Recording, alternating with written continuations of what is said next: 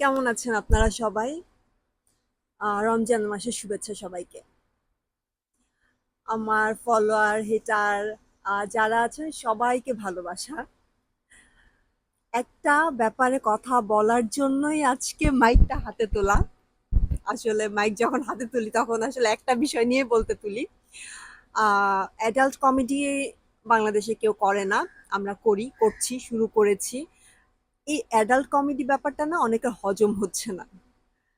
Adult comedy এমন একটা জিনিস যেটা করা হয় দেশ বিদেশে।